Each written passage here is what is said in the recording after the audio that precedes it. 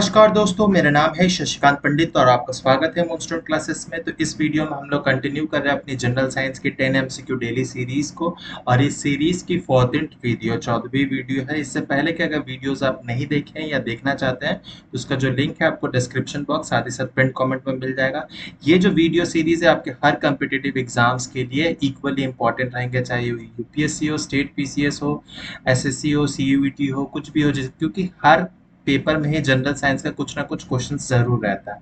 तो ये काफी ज्यादा इंपॉर्टेंट रहेगा आपके। इसमें हम लोग लगभग 10 क्वेश्चंस डिस्कस करेंगे, ठीक है। तो आपका कितना स्कोर हो रहा है वो भी आप जरूर कमेंट सेक्शन में लिखिएगा, इससे आपका प्रैक्टिस भी हो जाएगा, ठीक है। तो इस वीडियो को अंत तक जरूर देखिएगा और अगर वीडियो अच्छा लगे तो लाइक शेयर सब्सक्राइब जरूर कीजिएगा। तो सबसे पहला क्वेश्चन देख लेते हैं कि which of the following is a micronutrient that helps in nitrogen metabolism of plants. ठीक है, नाइट्रोजन मेटाबॉलिज्म प्लांट्स के लिए कौन सा माइक्रोन्यूट्रिएंट हेल्प करता है? जिंक, कॉपर, मॉलिब्डेनम या फिर सल्फर। ठीक है, तो इसका सही जो आंसर होगा ऑप्शन नंबर सी, मॉलिब्डेनम जो होगा MO, ये हमारा करेक्ट आंसर होगा। ठीक है, तो न्यूट्रिएंट्स हम लोग पढ़ते आ रहे हैं प्लांट्स में या ह्यूमन बॉडी में भी, किसी में भी हम लोग दो टाइप ऑफ न्यूट्रिएंट्स होते हैं बेसिकली। एक होता है माइक्रो न्यूट्रिएंट, ठीक है, माइक्रो जिसमें नीड कम रहती है उसकी, ठीक है, और मैक्रो न्यूट्रिएंट, ठीक है। तो सबसे पहले तो इन चारों में देखा जाए तो सल्फर जो है वो मैक्रो न्यूट्रिएंट पाता है, तो इसीलिए ये तो होगा नहीं। बाकी तीन माइक्रो न्यूट्रिएंट्स में जरूर आते हैं प्लांट्स के केस में, ठीक है। लेकिन नाइट्रोजन मेटाबॉलिज्म में मॉलिब्डेनम जो है काफी ज्यादा इंपॉर्टेंट रोल प्ले करता है, ठीक है। तो मॉलिब्डेनम नाइट्रोजनेज जो एंजाइम है एक्चुअल में वो क्या करता है, बायोलॉजिकल नाइट्रोजन फिक्सेशन में हेल्प करता है। क्योंकि आपको पता है कि एटमॉस्फेयर में हमारा जो है लगभग 79% क्या है, तो वो नाइट्रोजन है, N2 है। और हमें पता है कि केमिस्ट्री में आप पढ़ोगे नाइट्रोजन एटम्स के बीच में जो बॉन्डिंग होती है वो ट्रिपल बॉन्ड होती है और वो आसानी से ब्रेकेबल नहीं होती है, काफी हमें बॉन्ड एनर्जी की नीड होगी, ठीक है। तो वो प्लांट्स जो होता है एटमॉस्फेरिक नाइट्रोजन को एज इट इज अपटेक नहीं करता, उसको सॉल्युबल फॉर्म में होना चाहिए। और वो सॉल्युबल फॉर्म जो है वो बेसिकली ये नाइट्राइड्स एंड नाइट्रेट्स है, ठीक है। NO2 minus and NO3 minus, ये जो है नाइट्राइट एंड नाइट्रेट जो है यही प्लांट अपटेक करता है और फिर बाद में वो नाइट्रोजन फिक्सेशन के साथ वो फिर आगे का प्रोसेस स्टार्ट होता है, ठीक है। तो इस प्रोसेस को ही मेनली नाइट्रोजन फिक्सेशन कहते हैं। तो इसके लिए ऑब्वियसली नाइट्रोजन फिक्सिंग बैक्टीरिया चाहिए और ये मॉलिब्डेनम नाइट्रोजनेस जो एंजाइम है वो भी चाहिए होगा, तब जाके ही ये पॉसिबल होगा। और ये जो है ये बेसिकली नाइट्रोजन साइकिल है, काफी ब्रॉड टॉपिक है, इसको इतने कम समय में नहीं समझाया सकता। अगर आपको समझना है नाइट्रोजन साइकिल तो आप कमेंट सेक्शन में लिखिएगा, मैं इसके लिए अलग से वीडियो बना दूंगा। फिलहाल फर्स्ट क्वेश्चन का जो आंसर सही है वो है मॉलिब्डेनम, ठीक है। सेकंड क्वेश्चन पे मूव करेंगे कि which of the following characters of mercury makes it suitable to use in barometers instead of water.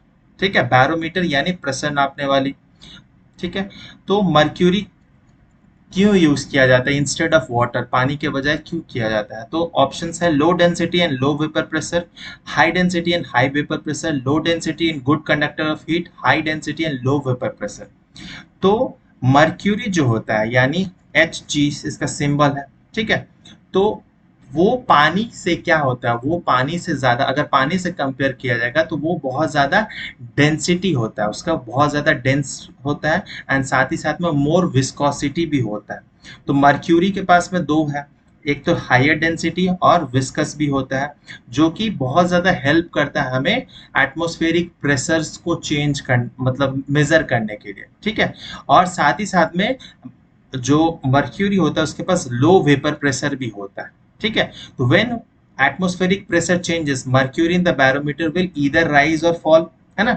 जब भी हम लोग एटमॉस्फेरिक प्रेशर चेंज होता है वो फॉल या राइज करता है, allowing the barometer to accurately measure the pressure, ठीक है। तो ये आप कंफ्यूज मत होइएगा कि बेसिकली हम लोग जो बात करें वो बैरोमीटर की बात कर रहे हैं, थर्मोमीटर की नहीं। थर्मोमीटर से टेम्परेचर नापा जाता है, उसमें भी मर्क्यूरी यूज किया जाता है, लेकिन हम लोग प्रेशर के लिए है तो प्रेशर के कंटेक्स्ट में ही इसका एक्सप्लेनेशन वही होगा ना। तो व्हेन एटमॉस्फेरिक प्रेशर जब चेंज होता है तो मर्क्यूरी भी अपना कम बेसी करता है। तो mercury has a very lower freezing point and higher boiling point, ठीक है। अगर वाटर से कंपेयर किया जाएगा तो उसका फ्रीजिंग पॉइंट क्या है, वाटर का 0 है, लेकिन उसका मर्क्यूरी का और भी कम है, ठीक है। और बॉइलिंग पॉइंट वाटर का 100 डिग्री उससे ज़्यादा है, इसीलिए ये बहुत ज़्यादा बेनिफिशियल होता है कि मर्क्यूरी हम लोग यूज़ करें और पानी यूज़ ना करें। तो इसका जो सही आंसर होगा option number D, high density and low vapour pressure will be the correct answer. Mercury के साथ साथ उसकी विस्कोसिटी भी ज़्यादा होती है, ठीक है। तो ये होगा हमारा सही आंसर, क्वेश्चन नंबर 2 का डी ऑप्शन। थर्ड क्वेश्चन पे मूव करेंगे कि gypsum is added to cement so that, ठीक है, क्यों? Setting of cement can be fastened, setting of cement can be slowed, cement strength can be improved या cement strength can be controlled। तो सबसे पहले ये है हमारा जिप्सम का सीमेंट का मेनली इंग्रेडिएंट्स, उसमें क्या क्या प्रेजेंट होता है, तो calcium, silica, aluminium, iron oxide और जिप्सम लगभग 1.4% के आसपास में अप्रोक्सीमेटली पड़ता है। अकॉर्डिंग हर सीमेंट का अलग अलग कॉम्पोजिशन हो सकता है, लेकिन मेजर जो एलिमेंट्स हैं यही सब प्रेजेंट होते हैं, calcium, silicon, aluminium, iron oxide, gypsum, ठीक है। और जिप्सम को हम लोग बेसिकली कैल्शियम सल्फेट कहते हैं, ठीक है। तो कैल्शियम सल्फेट, उसमें क्या होता है बेसिकली पानी प्रेजेंट होता है, ठीक है। उसका जो जिप्सम का फॉर्मूला है वो है CaSO4.2H2O, CaSO4.2H2O। जब हम लोग इसको हीट करते हैं तो ये क्या बन जाता है प्लास्टर ऑफ पेरिस में, CaSO4.5H2O का मतलब हाफ H2O, ठीक है। तो CaSO4.5H2O जो कि बेसिकली प्लास्टर ऑफ पेरिस है। तो जिप्सम क्या करता है, जिप्सम ये क्या करता है, सेटिंग ऑफ सीमेंट को स्लो कर देता है। जो हम लोग घरों में यूज करते हैं सीमेंट को रेत में मिलाकर घर को जोड़ने के लिए, ब्रिक्स पे ब्रिक्स, उसमें क्या करता है वो सीमेंट को स्लो सेटल होने में उसको स्लो टाइम ज़्यादा बढ़ा देता है। इससे क्या होगा, वो जल्दी सूखेगा नहीं। और अगर कोई भी सीमेंट देखते होंगे अगर जल्दी सूख जाएगा मतलब वो जल्दी खराब भी हो जाएगा, वो जल्दी टूट भी जाएगा, वो बहुत ज़्यादा स्ट्रांग नहीं रहेगा, बॉन्ड जो रहेगा ब्रिक्स के बीच में स्ट्रांग नहीं रहेगा। इसीलिए अगर सेटलिंग स्पीड अगर स्लो रहेगी तो वो बहुत ज़्यादा देर तक टिका रहेगा, बहुत मजबूती मिलेगी, है ना। तो इसी कारण से जिप्सम इसीलिए ऐड किया जाता है कि setting of the cement can be slowed, क्योंकि जिप्सम में 2H2O मतलब पानी, water of crystallization already present है। तो ये क्या करता है, ऑलरेडी ये गीला कर देता है, तो गीला को सूखने में टाइम लगेगा ऑब्वियसली। तो option number B is our correct answer. बहुत अच्छा क्वेश्चन है, ये सारे क्वेश्चंस बहुत इंपॉर्टेंट है। इससे पहले वाले वीडियोस भी आप जरूर देखिएगा, जरूर हेल्पफुल रहेगा आपके कोई भी एग्जाम्स में अगर देना चाहते हैं तो। नेक्स्ट क्वेश्चन में हम फोर्थ पे मूव करेंगे कि which among the following will emit maximum mass of carbon dioxide when the same quantity is burned of all of them। अगर हम लोग ये चारों ऑप्शंस को बर्न करेंगे इक्वल अमाउंट में, मान लेते हैं 1-1 लीटर या 1-1 केजी हम लोग लेते हैं सबको, ठीक है। तो सबसे ज्यादा कार्बन डाइऑक्साइड किस में प्रोड्यूस होगा, क्वेश्चन ये कहता है केरोसिन, नेचुरल गैस, गैसोलीन या प्रोपेन। तो इसका जो सही आंसर होगा वो होगा ऑप्शन नंबर ए, केरोसिन, मिट्टी का तेल।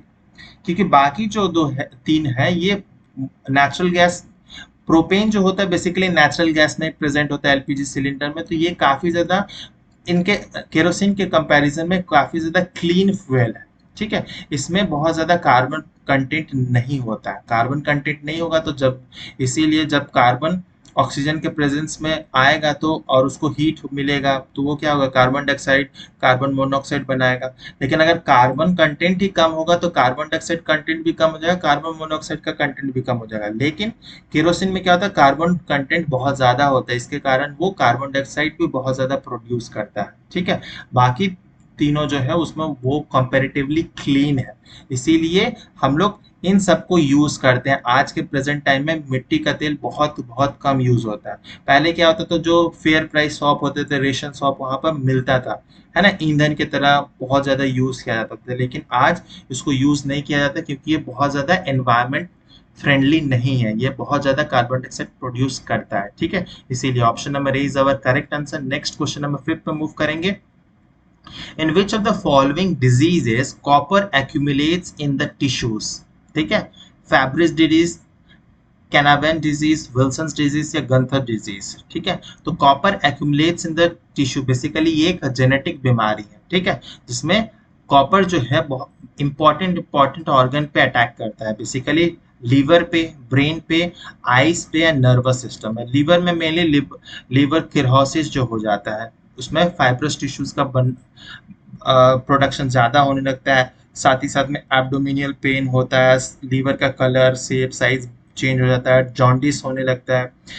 फिर ब्रेन में भी बहुत ज़्यादा हेल्प मतलब ये अफेक्ट करता है, जैसे mood changes, anxiety, depression, disruption through feeling. Nervous system में भी होता है, स्टिफ मसल्स हो जाता है, कंट्रोल एंड कोऑर्डिनेट करने में बहुत ज़्यादा डिफिकल्टी होती है। ये कभी कभी कुछ सिम्टम्स ऐसे भी होते हैं जो आईज में होते हैं, रिंग्स फॉर्मेशन होने लगते हैं। तो ये सारे सिम्टम्स जो है ये बेसिकली विल्सन डिजीज के हैं। ठीक है, तो option number C Wilson disease is our correct answer. Genetic disorder है, कॉपर एक्यूमुलेट हो जाता है तब ये होता है।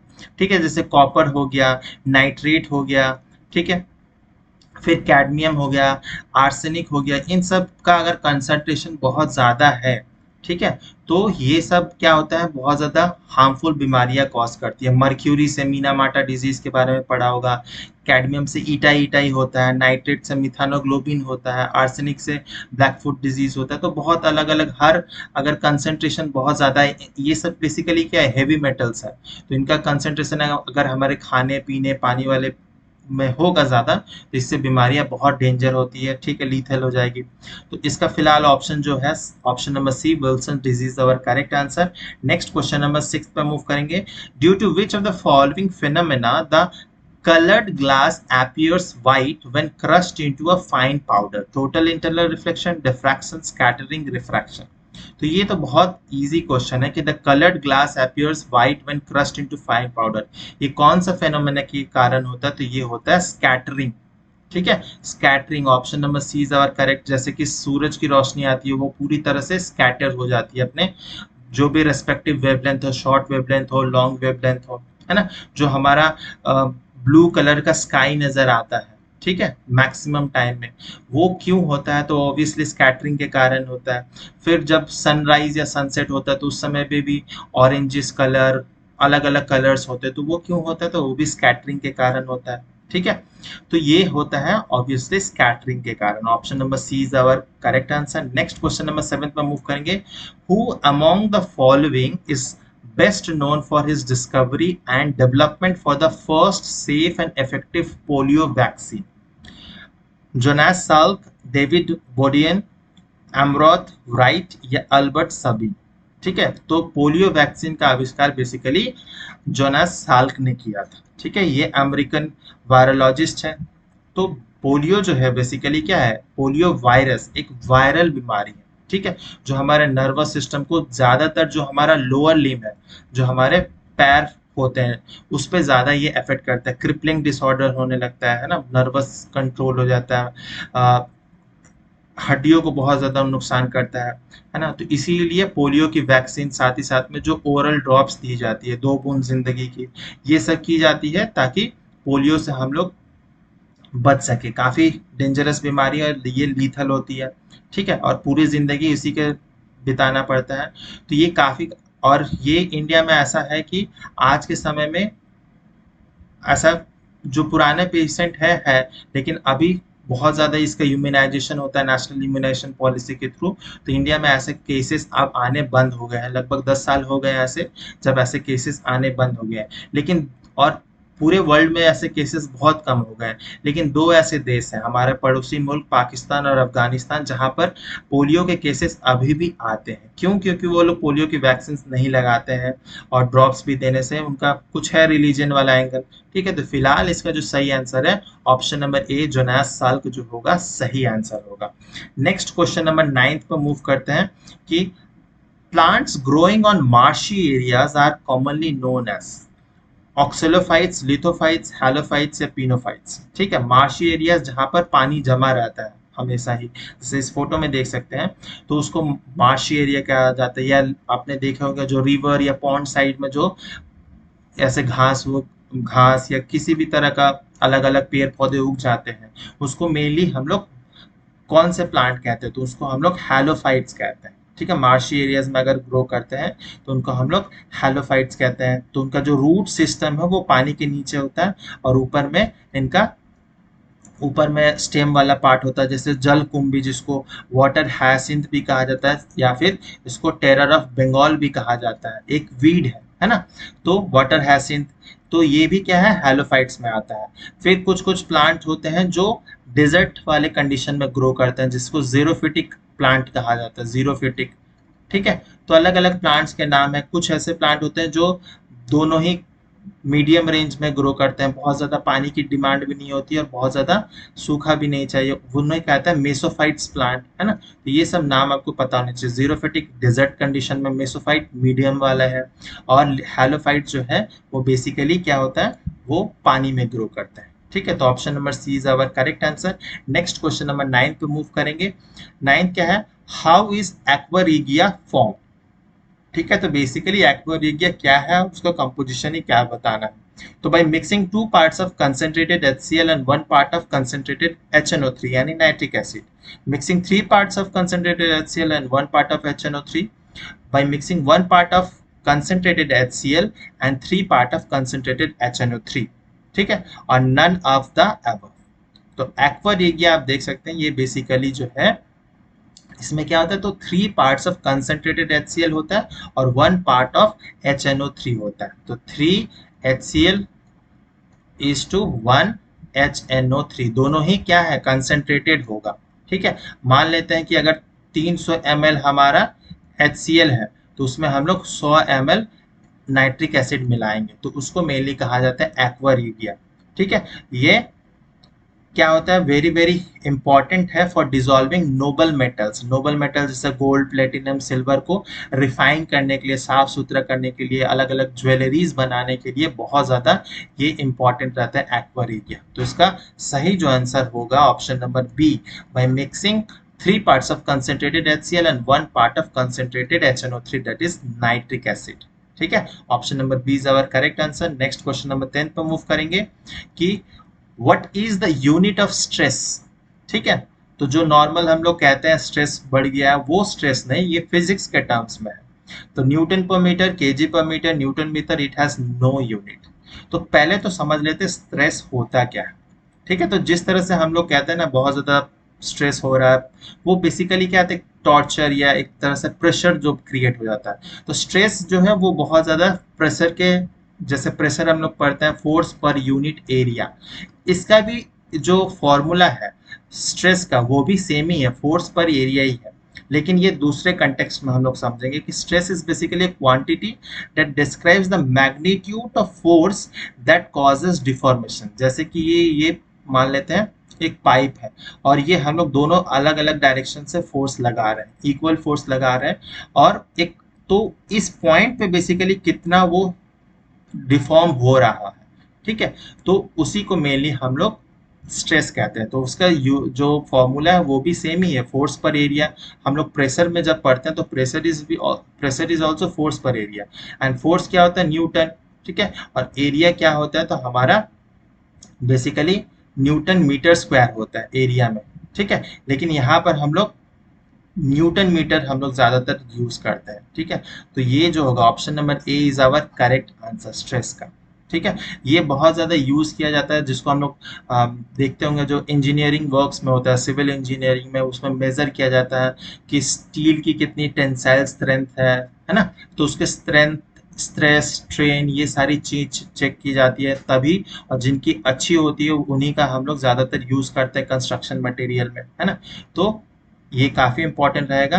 तो न्यूटन पर मीटर ऐसा यूनिट है और सीजीएस यूनिट जो है वो डाइन पर सेंटीमीटर।